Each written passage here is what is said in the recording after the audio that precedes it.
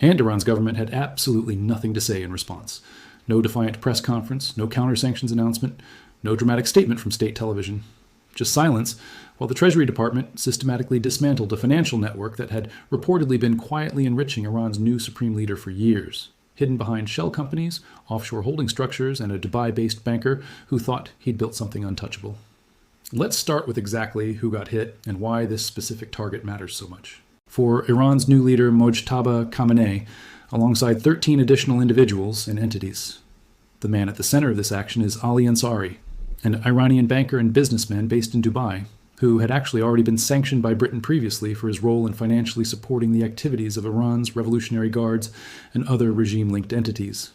This wasn't some obscure, low-level operative either.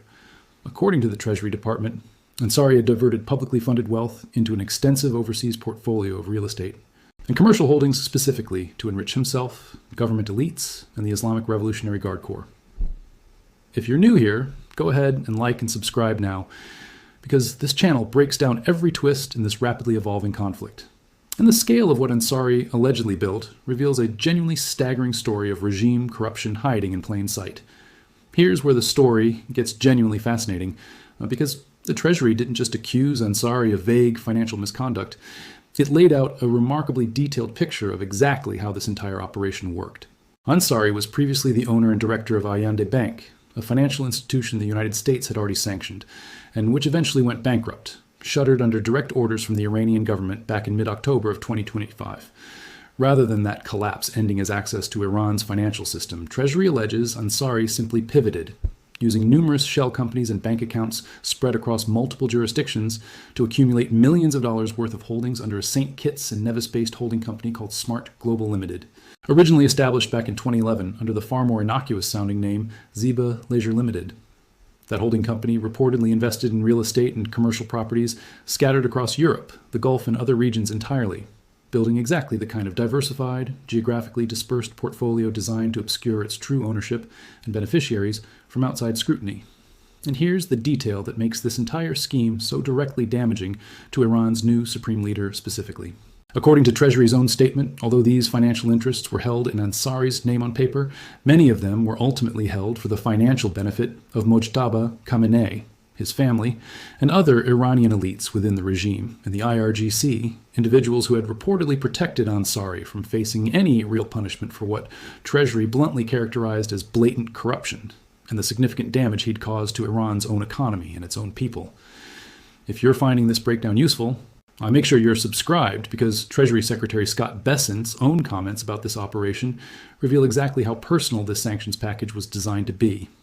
Bessent didn't hold back in his public statement announcing these sanctions, delivering a line that immediately generated headlines across international media coverage.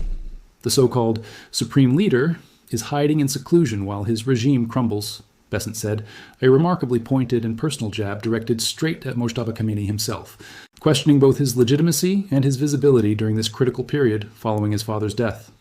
Bessent went further, stating explicitly that the Treasury Department would continue using every tool at its disposal specifically to isolate Khamenei and other top Iranian officials from the global financial system entirely. That's not the language of routine procedural sanctions enforcement. That's a direct personal challenge aimed squarely at Iran's brand new, still largely untested supreme leader, delivered through the very financial infrastructure his family had reportedly been quietly relying on for years. Ansari wasn't the only target caught up in this specific round of sanctions either. Treasury's Office of Foreign Assets Control, commonly known as OFAC, also designated 3 separate Iran-based currency exchange houses, along with their managing partners and a network of associated front companies. According to the Treasury, these exchange houses had been moving billions of dollars annually on behalf of already sanctioned Iranian banks, operating through what officials described as shadow banking, networks specifically designed to circumvent existing international sanctions and keep Iran's broader financial system functioning despite years of mounting economic pressure. Targeting these exchange houses simultaneously with Ansari's personal network represents a considerably more comprehensive strike against Iran's overall sanctions evasion infrastructure than simply going after one individual banker in isolation. The timing of these sanctions carries enormous significance too, and it's worth understanding exactly what triggered this specific action. Treasury explicitly connected this sanctions package to Tehran's resumed attacks on oil tankers in the Strait of Hormuz, meaning this wasn't some routine, previously scheduled enforcement action. It was a direct, immediate financial response to Iran's renewed military provocations against commercial shipping, layered on top of the broader military strikes CENTCOM had already carried out in response to those same attacks. That combination, military retaliation, paired simultaneously with targeted financial sanctions against the new, Supreme Leader's own personal financial network, represents exactly the kind of comprehensive, multidimensional pressure campaign that's come to define America's evolving response to Iran throughout this entire post-ceasefire period. There's a genuinely important legal wrinkle worth examining here, too, because this sanctions action raises real questions about the current status of the broader ceasefire framework governing relations between Washington and Tehran. Under Article 9 of the U.S.-Iran Memorandum of Understanding signed the previous month, Washington had explicitly agreed that it would not impose any new sanctions and would not deploy additional forces in the region for the duration of that agreement. Brett Erickson, managing principal at Obsidian Risk Advisors, offered a pointed assessment of what this new sanctions package actually signals about Washington's current posture toward that agreement. Washington is no longer trying to salvage the existing framework, Erickson said. It's preparing to replace it entirely. That's a significant read on the situation, suggesting these sanctions represent not just retaliation for a specific incident, but potentially the beginning of a broader American strategy to abandon the existing memorandum altogether in favor of something considerably more aggressive. Iran's response to all of this, or rather its conspicuous lack of any substantive response, deserves careful examination in its own right. Mohammad Bagher Ghalibaf, Iran's top negotiator with the United States, did offer some public commentary during this same period, vowing on Telegram that the war would never end with Tehran's surrender and stating Iran was ready for what he called all-out defense if the United States continued violating the terms of the Memorandum of Understanding. But notice what's conspicuously absent from that statement. Ghalibaf didn't directly address the Ansari sanctions themselves, didn't dispute the specific corruption allegations Treasury laid out in remarkable detail, and didn't offer any defense of Mojtaba Khamenei's alleged financial ties to a Dubai-based banker who'd already been sanctioned by Britain years earlier for supporting the IRGC. That silence becomes even more conspicuous when you consider just how detailed and specific Treasury's allegations actually were. This wasn't a vague accusation of general corruption that Iran could easily wave away with broad denials about American propaganda or fabricated evidence. Treasury named a specific individual, a specific bankrupt bank he'd previously controlled, a specific offshore holding, company with a documented history stretching back to 2011, and a specific chain connecting his overseas real estate empire directly to the personal financial benefit of Iran's own supreme leader and his family. Responding effectively to allegations, this granular and well-documented would require either directly refuting specific facts Treasury laid out, which risks drawing even more attention to the underlying claims, or ignoring the entire matter and hoping it fades from international attention, which appears to be the approach Iran's government actually chose in this instance. This pattern of silence in the face of detailed, specific corruption allegations isn't entirely new for Iran's government, but it carries particular weight given the current political moment. Mojtaba Khamenei only recently stepped into the role of supreme leader following his father's death at the very start of this war, and he's already facing genuine questions about his own legitimacy and public presence. He notably didn't appear at any of the multi-day funeral ceremonies held in his own father's honor, an absence that already raised eyebrows among analysts watching Iran's leadership transition closely. Now, just as he's attempting to establish himself in this new role, the United States Treasury Department has publicly accused him of personally benefiting from a corrupt, sanctions-evading financial network run through a Dubai-based banker, delivered with the kind of specific documentation that's genuinely difficult to dismiss as baseless propaganda. Understanding why this particular allegation lands with such force requires appreciating the broader context of what ordinary Iranians have been experiencing throughout this entire war. Iran's population has endured fuel shortages, disrupted oil exports, currency devaluation, and the general economic strain of sustaining active military operations across multiple fronts simultaneously. Against that backdrop of genuine, widely felt economic hardship among ordinary citizens, allegations that the country's own supreme leader has been quietly benefiting from millions of dollars in offshore real estate holdings, accumulated through exactly the kind of shell company networks and shadow banking arrangements Treasury detailed, carries a particular kind of political toxicity that pure military setbacks simply don't generate in the same way. It's also worth considering how this specific sanctions action fits within the broader pattern of American pressure, specifically targeting Iran's leadership personally, rather than simply the country's broader economy or military capabilities in more abstract terms. By naming Ansari specifically, detailing his corporate structures down to the level of a renamed holding company originally called Ziba Leisure Limited, explicitly stating that these assets ultimately benefit Khamenei personally, Treasury constructed a sanctions action that's considerably harder to spin as generic American aggression against Iran as a whole. This is personal. It's targeted directly at the credibility and financial integrity of one specific individual who happens to hold the most powerful position in Iran's entire political system, at precisely the moment he's most vulnerable and least established in that role. The broader implications of this action extend well beyond just Ansari's own frozen assets or blocked transactions. By publicly documenting this kind of alleged corruption network in such granular detail, Treasury has effectively placed a permanent, citable record into the public domain, one that opposition movements, international journalists, and ordinary Iranian citizens, frustrated with their own economic circumstances, can all reference going forward, regardless of whether any additional sanctions or enforcement actions ever materialize.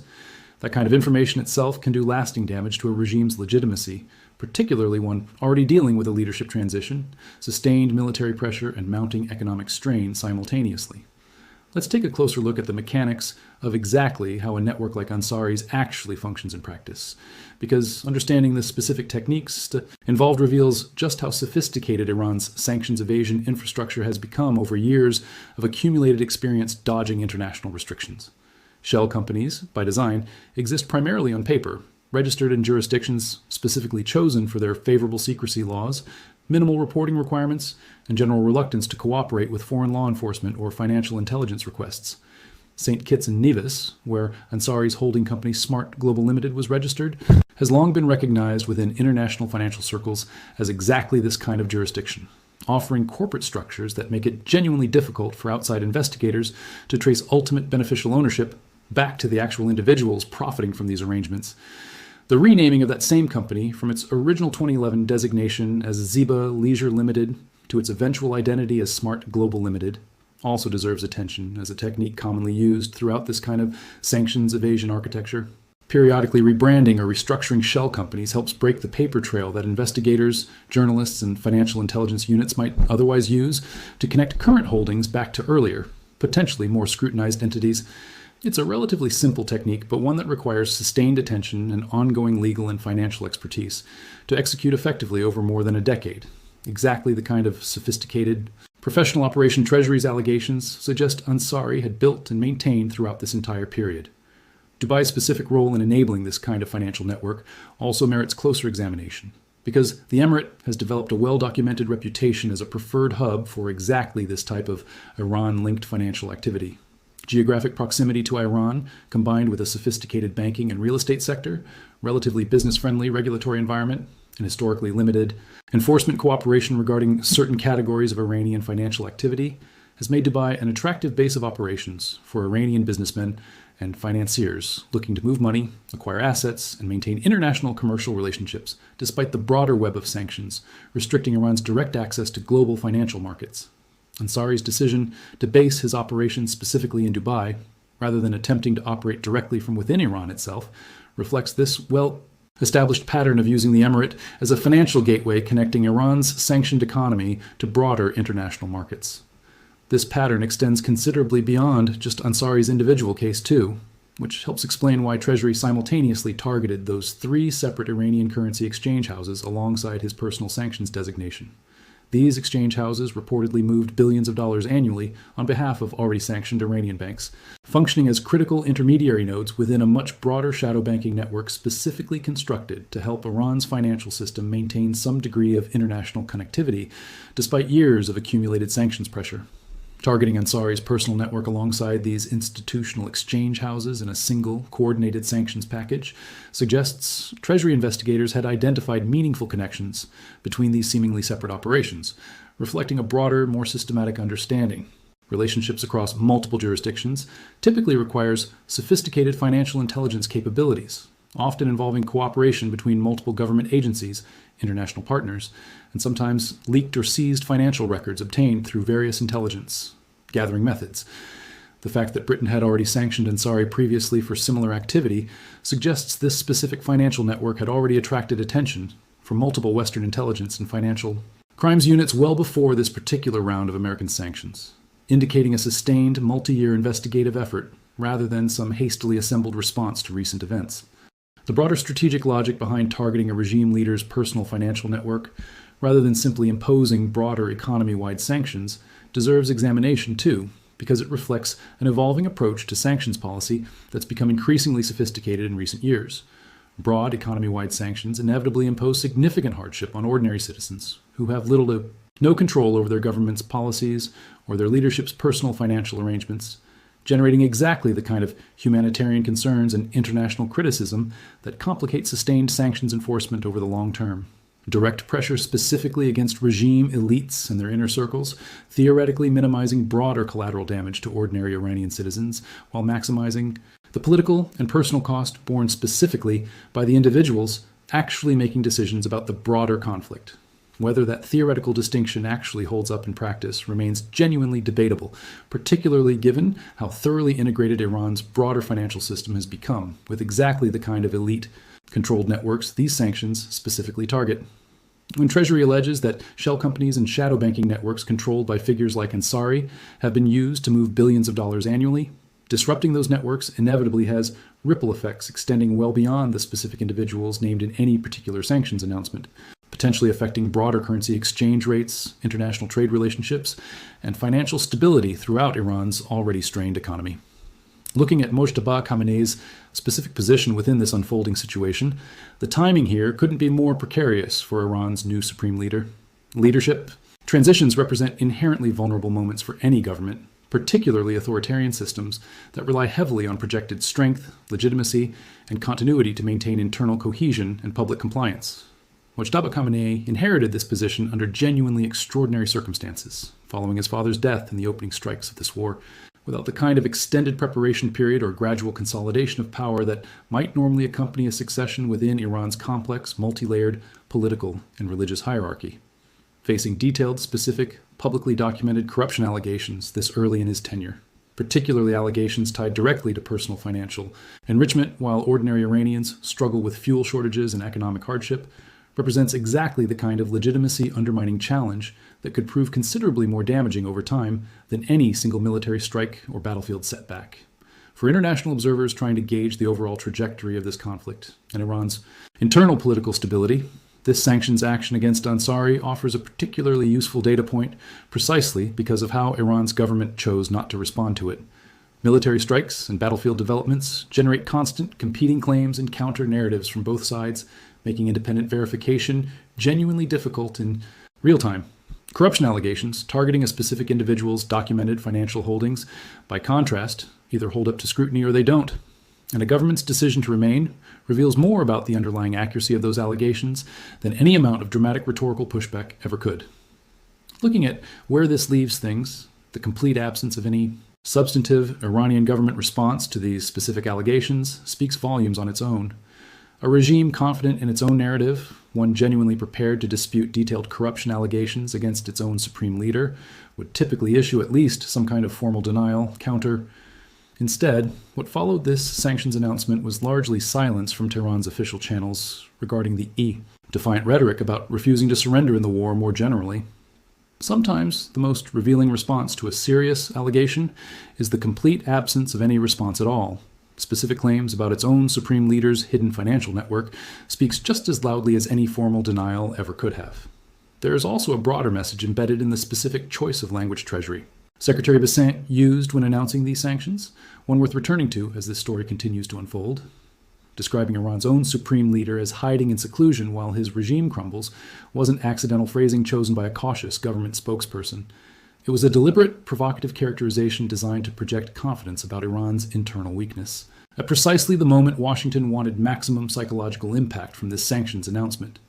Whether that characterization proves accurate over time, or whether Mojtaba Khamenei eventually manages to stabilize his own position and project genuine authority despite these mounting pressures, remains one of the central questions shaping how this entire post-ceasefire period ultimately resolves. There's one more dimension worth considering as this story continues to develop. Sanctions designations like this one rarely operate in complete isolation.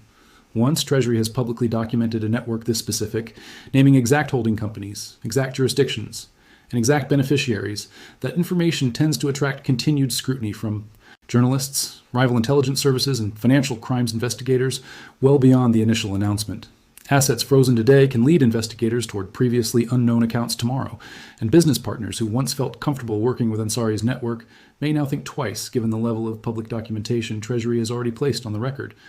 Whether this specific base banker or the opening chapter in a considerably longer unraveling of Iran's elite financial networks will likely become clearer only as additional details continue emerging in the weeks and months ahead. Thanks for watching, and we'll see you in the next video.